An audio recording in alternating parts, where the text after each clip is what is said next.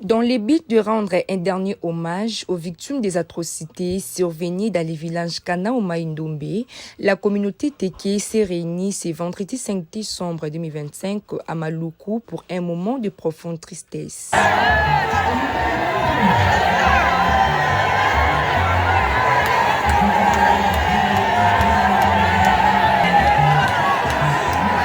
Dès les premières heures de la journée, les familles endeuillées, proches et habitants du territoire de Kwamount se sont rassemblés pour partager la douleur, mais aussi par la solidarité d'un peuple décidé à ne pas oublier.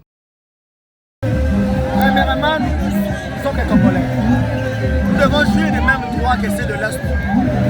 Ce qui se passe chez nous, c'est admirable, on ne peut pas l'accepter.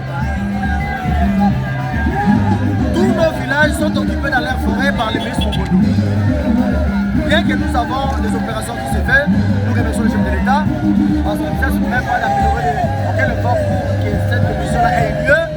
Mais en réalité, la milice Mobondo, c'est une rébellion que le gouvernement doit mettre en place, des mesures appropriées pour mettre un terme à cette histoire. Cette cérémonie a connu donc la présence de plusieurs autorités nationales, provinciales et personnalités, notamment les bourgmestres de la commune de Maluku, l'administrateur du territoire de Kwamount, les députés nationaux, Séverin Bamani, Guy Moussoumon, Aimé Pascal Mongolo Konda et l'assistance de l'honorable Edi Etibako, les députés provinciaux de Kwamount, David Bissaka et Moïse Makani, et autres ensemble ont tenu à honorer la mémoire de ces derniers. Peuple Teke bazala makasi balemba te ata biso ba oyo tokufi mwana na biso ata moko akovange biso njour. Dans son discours, l'honorable Séverin Bamani, président du caucus des députés nationaux, a exprimé sa compassion à l'égard des familles endeuillées. Il a également insisté sur la nécessité de rester unis tout en dénonçant les sécurités persistantes à Kwamount. Il a aussi rappelé qu'une question orale avec débat a été initiée à l'Assemblée nationale afin de demander des comptes rendus au ministre responsable de la sécurité et de la protection de la population.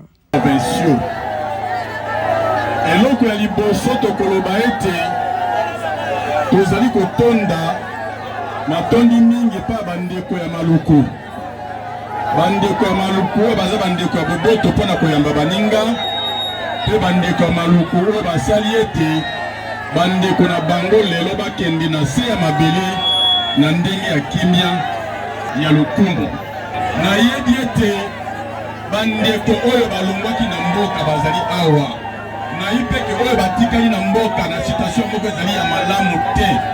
Yango wana na niveau ya parlement tosalaki question orale avec débat po ete baministre oyo bakambaka bokengi ya mboka aya pona kosakola bayimboka eloko nini muteki akomi mbisi akomi nyama pa komaka yo kwa bwe wana tokokondima yango te.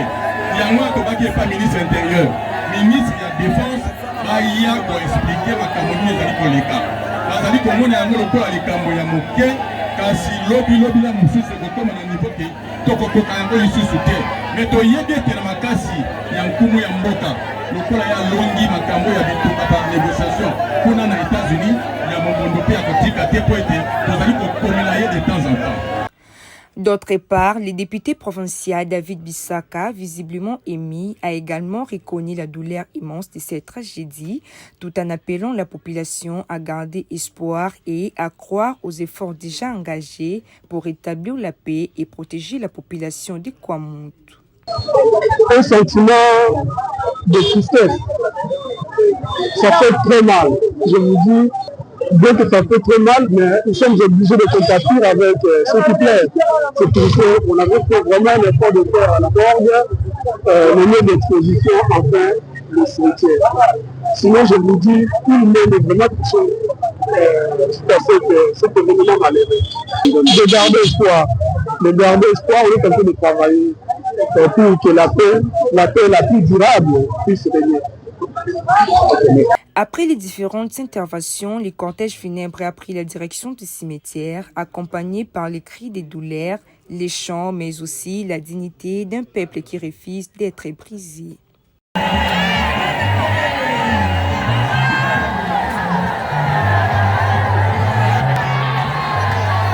son côté, le député national Aimé Pascal Mongolo-Kunda a partagé un message d'espoir et de détermination. Les ministres précités qui vont répondre aux questions qui seront bien précises, qui seront posées, n'est-ce pas, par les députés nationaux dans ce domaine. Comme je l'avais dit autrefois, mais le massacre s'est fait avec le maître de Kinshasa. Ça veut dire que c'est déjà la porte de Kinshasa. Et si l'on n'y prend garde, ce phénomène risque d'embraser à Kinshasa. C'est pourquoi il faut que dès maintenant, des décisions fortes et idéales soient prises pour étouffer dans l'air ces phénomènes et permettre même finalement la population de Mayendé de vivre en paix. Voilà.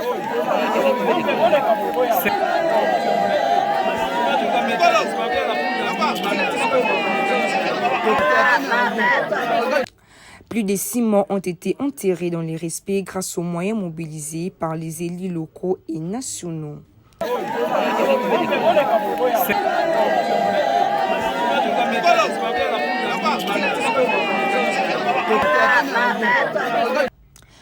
Cette journée restera gravée dans nos mémoires qui rappelle la nécessité d'une action urgente pour mettre fin aux violences et restaurer la paix dans les Mayindombe. La communauté Téké, malgré les larmes et la douleur, reste debout, unie et déterminée à réclamer la justice.